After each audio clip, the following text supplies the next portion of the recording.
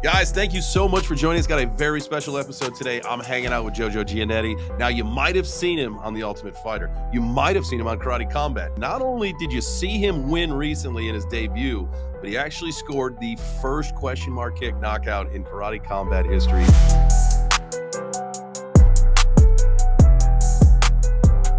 Hanging out with JoJo today, brother. What's going on, man? How are you? I'm good. I'm good. Thank you for having me. I'm just chilling today. Hell yeah.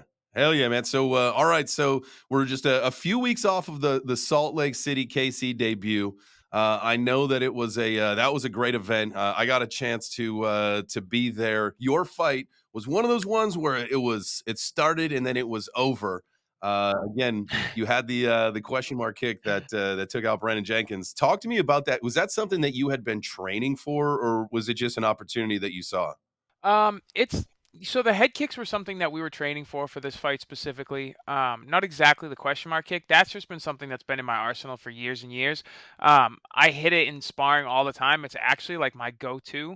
I just feel like I have a really good setup with it, and I've mastered the timing of it and when to throw it. Um, but that's in sparring. So like I always tell people, not just that kick, but almost every highlight reel I have is something that I've already known how to do for years and years, but I don't throw it in the fights until I'm like 1000% sure that I know I can pull it off in a fight.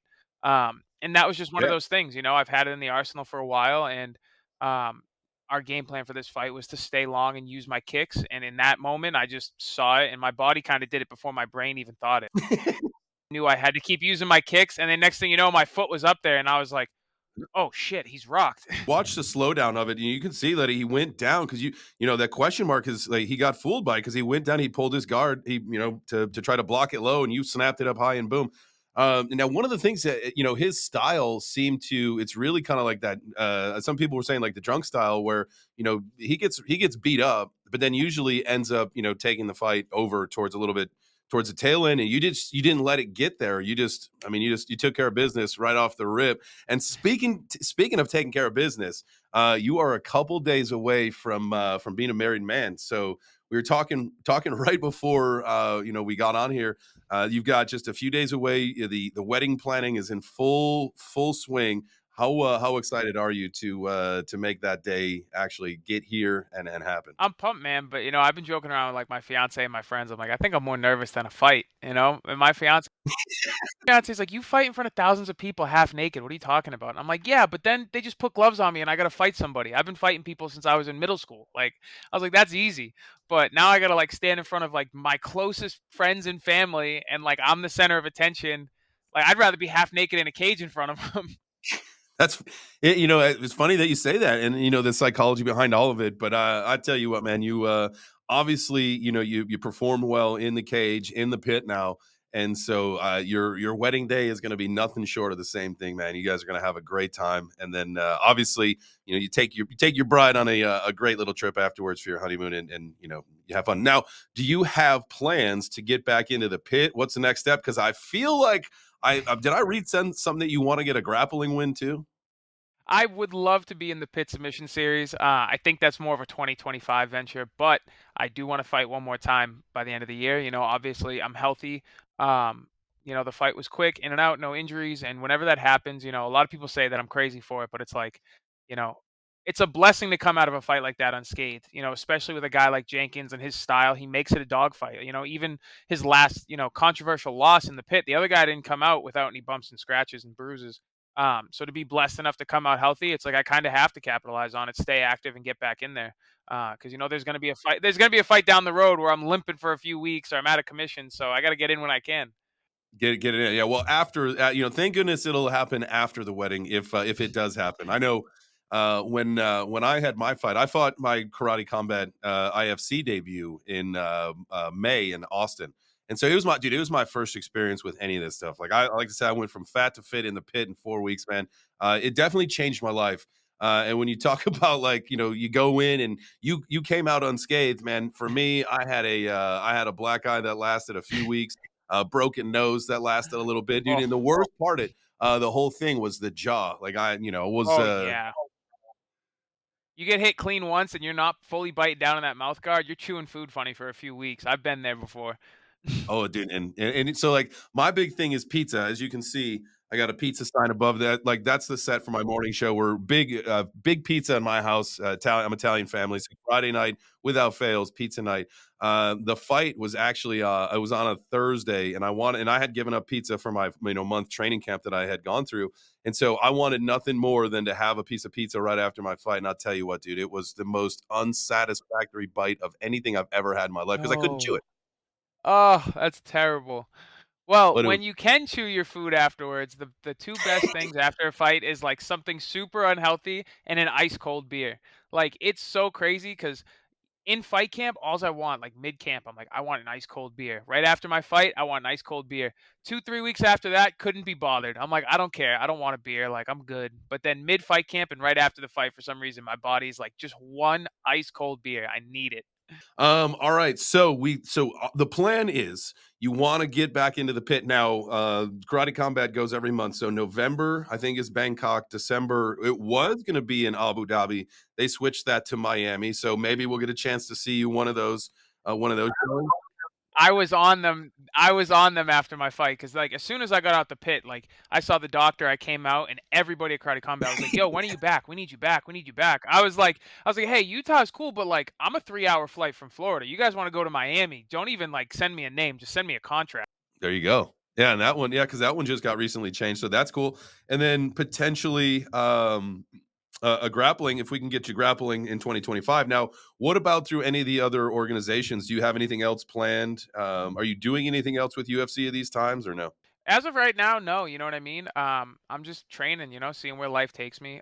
Like I've said a bunch of times leading up to that last fight, I've been a fan of Karate Combat for a while. Never knew if I would participate in Karate Combat. And after that debut, it just seems like I'm one of the guys. Like I'm just in here, Karate Combat wants me back. The fans want me back. I want to be back. I'm having Hell fun yeah. with it. You know what I mean? And I just did another interview recently and I explained it like, my goals of being like one of the best MMA fighters in the world isn't gone, but it's like every good video game has side quests, and I'm on a side quest right now, and I'm having fun with it, and I'm Yeah. like you kind of like you level up on your side quest, and then you jump back to the main mission, and then you just smoke everybody doing that because you've had so much XP on the side. That's where I feel like I'm at with Karate Yeah. Combat. Like I feel like I can become Hell yeah. the best in the world and win a title at Karate Combat, and I feel like it's only gonna obviously improve my striking, but I feel like it's gonna improve my MMA game. So what is the end goal? If this is a side quest, what is the end goal? Things change, because obviously, like I said, I didn't know if I'd ever end up fighting for Karate Combat. So I could end up fighting for Karate Combat, winning the title and Mhm. defending it, and then Karate Combat's like, yo, we'll pay you whatever you need to stay here. Like, who knows where it goes? As of right now, I would love to become the best in the world at Karate Combat, win the title, get a few title defenses in, because I'm a big believer in you're not the champ till you defend your belt. Um, and with Karate Combat growing Yeah, so absolutely. rapidly, I feel like by the time that I potentially win the welterweight title for Karate Combat, there'll be so many new contenders that I can test myself against. So either defend it a few times and then make a run at that UFC title, or just keep that belt and become the best Karate Combat fighter of all time. So there's definitely options right now. I don't know where life's gonna lead me. I'm kind of done, picking where life's gonna take me. I'm just gonna do my best and see where I go. Yeah, dude, I love that, and I think with and this can spark kind of segue into the crypto thing in a second here, because I definitely want to talk to you about that. But with a lot of other leagues that are popping up, and why I say there's a good segue there is with the IFC specifically in Karate Combat, we've seen a lot of the influencers, guys like me, who have done a really good job of getting in shape, and so it's this whole idea of the martial arts or combat sports is really making Web3 healthy. We are seeing a lot of other leagues pop up. I believe Platinum Perry, Ice Bags, those guys are started Dirty Boxing. That's another league that'll Yep. have some integrations with Web3. I know Connor just launched like the bare knuckle thing. Like, is that something that you would ever do as bare knuckle, or is that a little? It's a little too much for me. It's different obviously, but I grew up, I got into a lot of street fights. I broke my hands multiple times. I've come home with the cuts and all that stuff. I tell people all the time, I would do bare knuckle, but I would ask for such an obnoxious money amount of money that I know I'm not worth that they would literally turn around and be like, "You're not worth this." And I'd be like, "I know, but that's my price." Because like it's just the way the sport is. You're coming out cut up, you're breaking bones probably in your face. Me personally, I'm definitely breaking my hands cuz like I've done it in plenty of MMA fights too. Once they're broken, it's like I've seen fighters that are like, "Oh, my hand's broke. I'm done." I'm like, "It's already broken. Might as well throw it." So I Yeah. just won't stop throwing it. I'm just gonna keep throwing it. So if it's broken, it's just gonna be broken. Which obviously means time off after said fight. So it's like if I don't make enough to where the fight's worth it and the time I have to take off afterwards, then it's just not worth it to me. So I would ask for an obnoxious amount of money. Yeah, hey, I mean, you gotta know your worth, like, that is absolutely, absolutely something there. Alright, cool, well, who knows what the leagues that pop up, and, we'll see you throughout the rest of your career. Super excited about that. Alright, shifting focus to crypto. Now, one of the cool things, one of my favorite things about Karate Combat is that it is crypto's first professional sports league, and, like, being a chance that I got to participate in it, and other people get the chance to do that is really cool because as a evangelist, or someone who is a firm believer in crypto and all that stuff, for us to go out there and perform for a sports league that is also run on the rails of blockchain. I mean, Hedera is really, it's not blockchain, it's Hashgraph, it's the next thing. But that being said, crypto. Now, you, from what I understand, you game, don't you? I do game. You're a I do gamer. indeed. Yes, sir. Okay, so I know that if I'm not mistaken, that there's going to be a number of pretty good Web3 game offerings, and so that is going to be a great, really addition to the blockchain offering ecosystem for mass adoption is the gaming and stuff. But we'll get to that in a second because I think that Karate Combat right now, because you've got an app, you've got it's tokenized, it's gamified, all that's Web3 gaming's best offering. But with that being said, the fighters, they get a chance to really earn some good amount of tokens based on the wagering that people put on them. It is up only, so it is a pretty cool thing, and you also get paid in the Karate Combat token. So this was your first fight with Karate Combat. Was this your first experience with crypto, or had you kind of known and gotten into it a little bit beforehand? I've like dabbled with it. I don't really know anything, like especially how many people are knowledgeable in the space. I just tell people I know nothing. Especially during like COVID and stuff, I kind of looked into it and I was in on Bitcoin a little bit and some other cryptos. I made some money. But honestly, I was just kind of following trends. Some goofball on TikTok was like, "Yo, you got to buy this," and I'm like, "Hey, why not?" And then I buy it, and 2 weeks later, it's worth something. I'm like, "All right, let me get rid of it so I can actually have some money." And then I got a couple credit cards that actually like the rewards are like it buys crypto for me, instead of like cash back. So stuff like that. But other than that, I really don't know too much. I tried to learn about like NFTs and stuff too. It's just like so over my head. I was like, that was when I realized like I'm getting old. I was like, damn, I don't know anything about this. It's funny. There's a lot of misinformation is not the right word to use there, but a lot of bad connotation in the ecosystem because of some bad actors and all that stuff. But at the end of the day, it is where our financial system is moving to. A lot of it, like with NFTs, what we know, the pictures, the monkeys, Yeah, yeah, yeah. it's the board ape, whatever we say, the monkey pictures. Yep. That is generative arts, and that's the first beta test, if you will, of what NFTs were. Really, the whole concept is really self sovereignty, or self custody, and the ability to control your own assets, do the peer to peer transactions, all that kind of stuff. But NFTs are moving into a much farther place than where they are now, and same thing with crypto, right? And I think you've got, say, blockchain, that you've got Karate Combat, you've got an app that you can bet on, all that stuff. That's really cool. You've got games that are going to be played with NFTs as well, so that your in-game assets, your characters, all that stuff, those are NFTs that can be bought and sold on an open market, actually worth money. And traditional gaming, I think that is going to be a land-shaped shift once that whole ecosystem kind of gets its bearings, because I think gamers traditionally don't care about the money aspect. They just want a game that's fun, and I think that's the biggest thing that we're lacking so far in blockchain gaming. Yeah, for Anyway, sure. that was Oh, good. sorry. No, sorry. I think that I can see gaming leaning that way because especially all these like super popular games have cosmetics as is anyways. You got Fortnite, you got Warzone, you got Apex, you've got some other ones, but like you're buying skins for that game anyways. CS:GO, I remember there was a big thing of people selling skins for weapons on that game. So it's like you're already using currency, so it's actually it's never been that crazy to me to see crypto moving into gaming. Yeah. So, listen, there's a lot of statistics where there's 3 billion gamers in the world, and if you look at the Web3 gaming side of it, there's a big shift. There's a big focus when we start to bring a lot of retail people into crypto. The whole gaming sector is set to explode, and so being that you've fought for Karate Combat, you probably earned some tokens. You get a percentage of everything that's bet on you, so that's a solid thing to hang out because with the Karate Combat token itself, the whole vesting schedule there's 110 billion tokens total in the entire supply of it, right? And they are linear unlocked, which means that the supply is not going to be in the wild, right? They're in circulation, as they say, until March of 2026. So it really gives the ecosystem a lot of room for growth. And so with kind of a long-term mentality saying like, all right, right now this thing is like I think it's like 6/100ths of a penny per coin, right? And earlier, like it was last year, 2023, and then even some earlier spikes in 2024, you saw some really good movement in it, and it's really tied to some of the events and some of the names that are in it. But the linear growth or the vertical growth, excuse me, that Karate Combat has experienced is really something. It's extraordinary, and how we're going to see the ecosystem explode because just in a few months, the month over month that this ecosystem is experienced is tremendous. And as that continues to grow, the same thing, the volume of the tokens that people are going to be buying and want to participate in the ecosystem is going to go, which means the value is going to absolutely explode over the next couple of years. And so that is definitely a token to be hanging on to. I'm a firm believer of that. I love the whole H bar Hedera ecosystem. I think when we talk about crypto or blockchain and where that's going, that's like the next step, right? That's the future. You've got some of the top 100 companies, the Fortune 100 companies in the world are participating in that Hedera ecosystem. And so,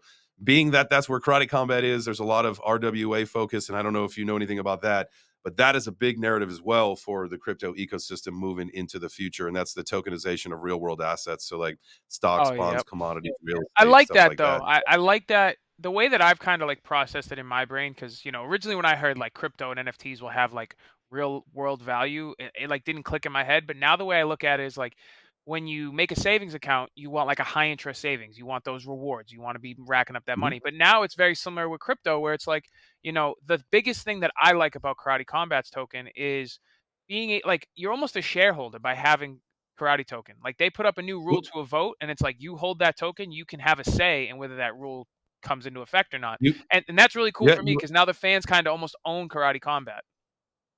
absolutely. No, actually, so you are a owner of the league. So the founders of Karate Combat, what they did was when all of the mechanics of the ecosystem of the league were gone into play, they did that by putting the power back to the fans or the token holders. So the token holders own the league. There is not a single person that owns it. Like the founders, again, they kind of how they put the onus back into the token holders. So as a token holder of the Karate Combat, you are an owner of the league, and that's why you do get to make those decisions. Which the elbow strikes, that was the most well. There was another to add liquidity into the ecosystem was the most recent vote, but the one before that for kind of rule change was elbow strikes, where the KC fighters can now use elbow strikes. The IFC guys can't, which is good because it's a lot of inexperience there. Definitely good. Yeah, yeah. That could do some major damage to someone who doesn't know what's Yeah, happening. for sure. Have you ever done an elbow strike? Have you ever gotten somebody? Yeah, I've gotten a couple elbows. I've cut some people open. Never any like clean knockouts with it though. It was funny when I went from amateur to pro.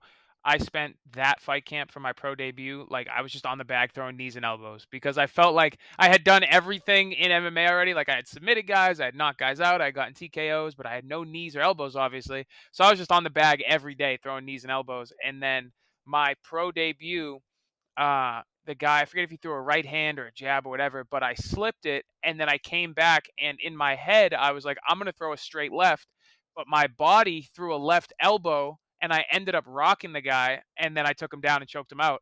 And I just remember telling Nice. my coach was like, "You've really been working those elbows on the bag, huh?" I was like, that was supposed to be a punch. My body said something else, but my brain was like, throw a straight left, and my body was like, nah, no, don't worry, we got this. No, we're gonna throw the bow right there and then get him. And it was the cleanest elbow I've ever landed. Like it was tip of the elbow, and he like Bambi legs. I was like, oh, it worked. Hell yeah. Dude, I love that. Man, this has been fun. I appreciate it. I'm super excited for you to become a married man, to see what goes on with the rest of your career, especially with Karate Combat, man. I know that there's probably a lot more time that we can spend on crypto, and I would like to actually do that in the future. I will probably catch you at an event soon, and my whole Definitely. goal is to start sitting down live with some of the fighters and really explain more some crypto stuff. And this was That's what I need. I need a class. yeah, that would be great to be able to do that, with some of the guys and, to teach them about, some of the investing and what you can do because you can take some of that coin that you got, right? And you should keep some of it for sure. You could also turn some of it into some other coins that you might see. And again, like, the karate combat, because it moves on an event basis, like there's no reason why you can't, kind of play those swings, right? Where that there's that high interest, and then for the other 3 weeks of the month, it's going to go down. So capitalize on the positivity of it, and then shift into something else during the lull, and then just kind of check for those patterns, and then get back in before the pump, blah blah blah blah, and just play the Yeah, events. for sure. It's like I said, the whole karate combat thing, the crypto, all of it. I didn't think that I would see really anything new in my fighting career. You know what I mean? Like being in MMA so long, I'm only 29, but I've been fighting since I was 18. So Mhm. like not like I got bored of the sport, but like I just was like, all right, I gotta improve as a fighter. I'm gonna fight better guys. Same old, same old. But this has just been something so brand new, and there's rule changes and stuff I need to learn, and now like the whole crypto part of it, like it's just I'm big on learning, so it's nice to be in a new Hell yeah. setting, learning things, and still competing and fighting. It's just been wicked fun. Hell yeah, man. Well, I appreciate you, JoJo. Thank you so much. Now we'll see what happens over the next couple of months. Definitely looking forward to getting to see you back in the pit, brother. Appreciate your time again. Yes, sir. I'm working on it. Anytime. Appreciate you taking the time. Absolutely, man. All right, man. Thank you so much. See you guys. Make sure you smash the like on your way out of here. Smash the like if you like JoJo Giannetti smashing somebody with an elbow in his next pit. Do it.